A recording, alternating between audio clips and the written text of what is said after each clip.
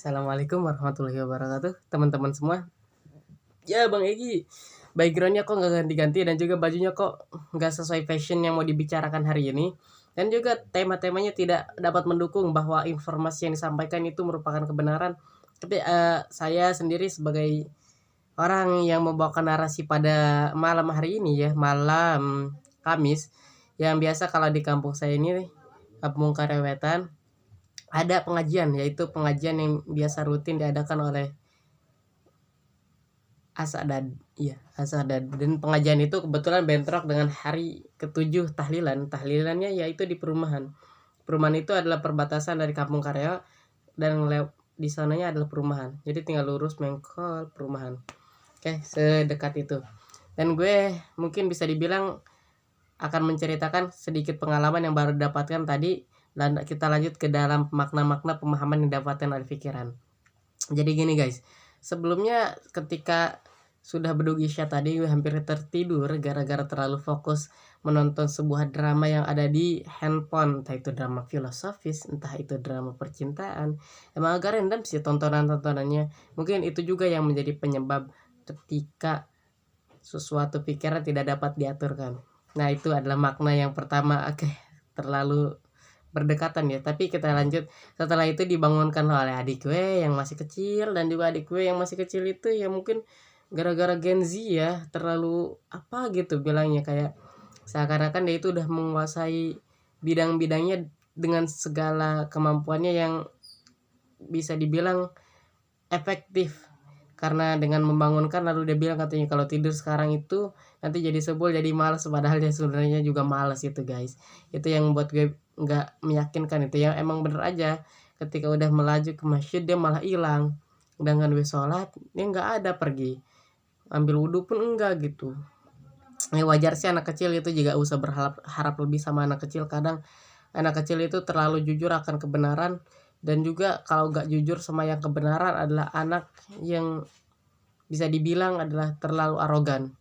Ya padahal masih kecil, gak punya pengetahuan, tapi gak ada niatan mau bertanya bagaimana niat sholat, bagaimana cara melakukan sholat. Tapi yang penting adalah meniru dan melakukan sesuai apa yang dia lihat dengan pemikiran dan juga penglihatan mata. Setelah itu ya ketemu teman gue yang masih kecil juga, tapi ini udah agak sekolahan ya, sekolah di kelas 6 SD. Si Asep ini ngajakin ke tahlilan yang tadi gue bilang di awal, tahlilan ketujuh di perumahan.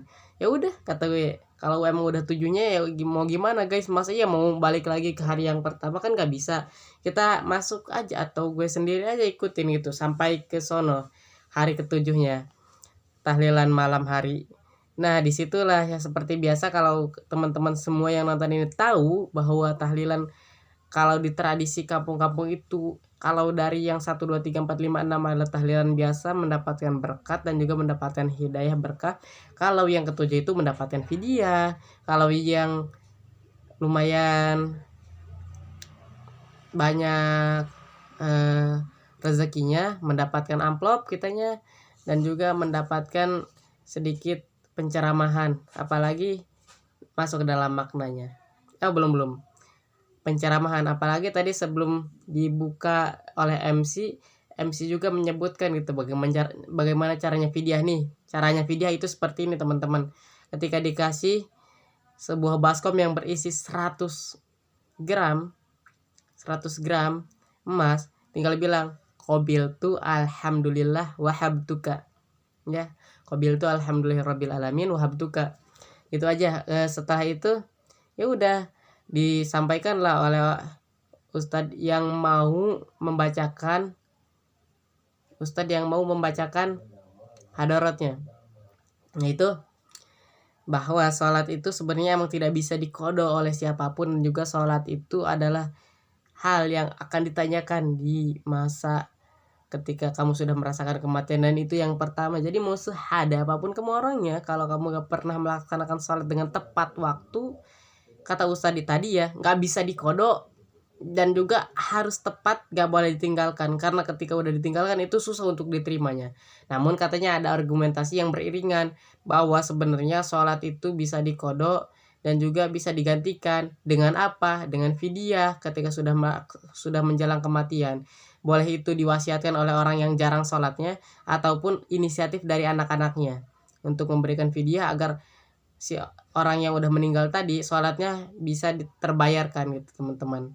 Mungkin itu yang bisa disebutkan ya, bahwa emang benar sekali gitu, walaupun mazhabnya Imam Syafi'i tapi kita menggunakan pemikirannya Imam Hanafi, ibadahnya Imam Syafi'i tapi fikihnya fikih Imam Hanafi.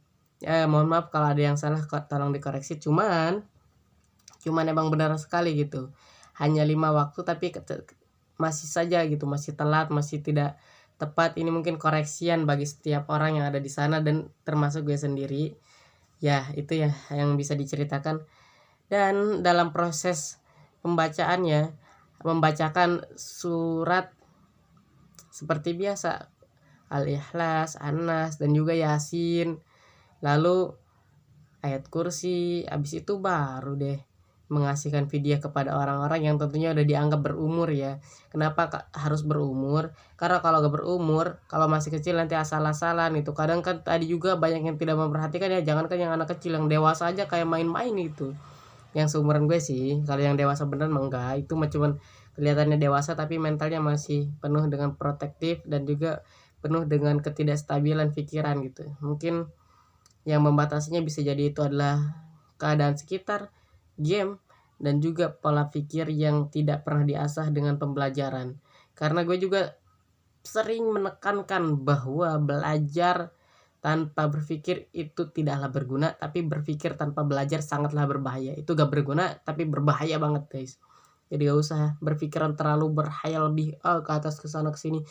Kalau emang gak pernah belajar ya gak bisa ditekankan itu, pikiran itu gak ada gunanya kalau lu emang gak ada aksinya. Kenapa ada aksinya? Biasanya dilandasi dengan pikiran gitu. Cuman kalau pikiran yang terlalu amburadul, terlalu banyak sekali, terlalu menekankan mana yang pasti, terlalu ingin menjadi sempurna, gak ingin menjadi berkembang, itu susah.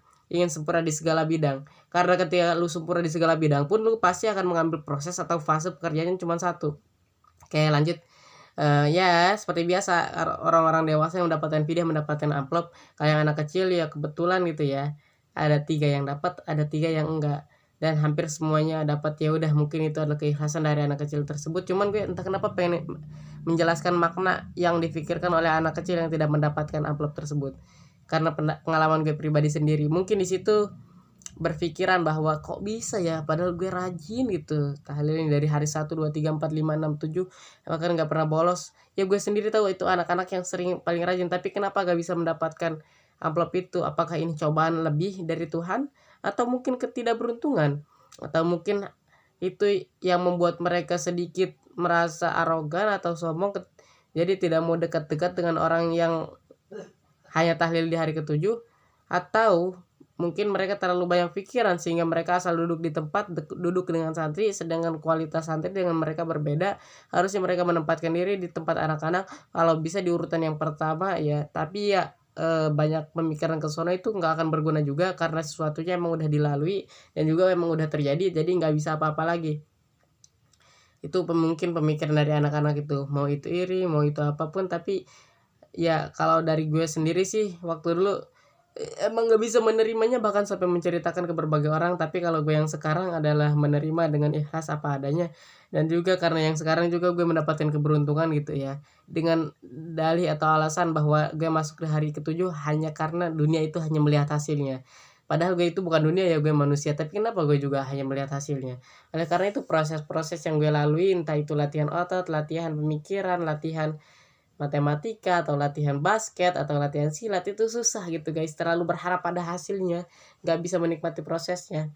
Itu maknanya. Karena di saat kita terlalu memikirkan hasil, proses itu tidak akan mengikuti. Tapi kalau kita mengikuti proses, hasil juga akan ada. Ketika kita tidak merasakan atau tidak sangat menginginkan hasil, karena hasil itu adalah bonus. Proses itulah yang akan dijalani sehari-hari. Kalau hasil itu adalah sesuatu yang datang ketika kamu berjuang terus-menerus tidak pernah henti. Ya ibaratnya tidak pernah bolos kayak sekolah gitu ya. Walaupun sekolah ada hari libur, kamu terus belajar ketika liburan. Itu yang membedakan pemikiran orang-orang yang memiliki kebiasaan yang produktif, kebiasaan yang bagus, dan juga pola pikir yang jernih. Tindakannya pun tidak dilandasi dengan suatu hal yang dia rasa itu adalah sesuatu yang tidak berguna, jadi dia tinggalkan aja. dan dia cari sesuatu yang menakutkan tapi itu sesuatu yang dapat memberikan perkembangan. Apa mungkin pemikiran gue terlalu aneh gitu ya, makna dari situasi tadi kan ada banyak tapi kok maknanya cuma sebentar.